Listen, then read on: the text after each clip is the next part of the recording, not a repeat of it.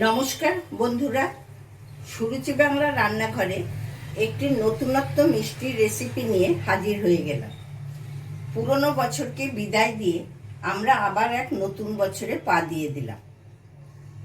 আজকে এই নতুন বছরের পয়লা বৈশাখের দিনে ঘুরে ঘুরে আমরা কত হালকাতানা দোকানে মজা উপভোগ করে থাকি।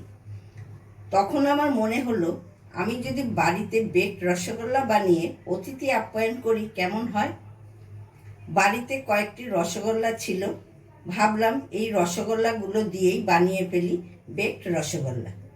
এটি বানানো খুবই সহজ, দেখতে থাকুন আমি এটি কিভাবে তৈরি করছি।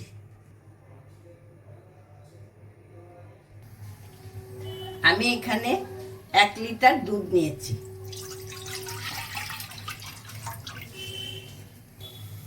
এখানে আমি দুধটার মধ্যে 4 চামচ চিনি দিয়ে দেবো।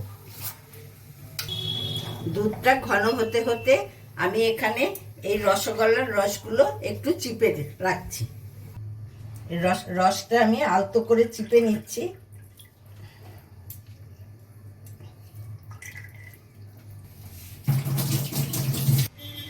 দেখুন দুধ কতটা ঘন হয়ে এসেছে। এটাকে আমি আর একটু ঘন করব। এবার আমি রসগোল্লাটা এর মধ্যে সাজিয়ে নিচ্ছি। এবার আমি এতে কয়েকটি ছোট এলাচের দানা থেতো করে দিয়ে দিচ্ছি।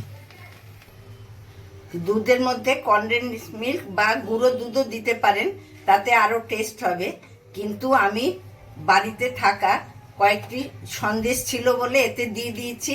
দেখুন দুধ কত কনডেন্স মিল্কের মতনই ঘন হয়ে গেছে। এবার আমি রসগোল্লাগুলোর ওপরে এই ঘন দুধটা দিয়ে দিচ্ছি।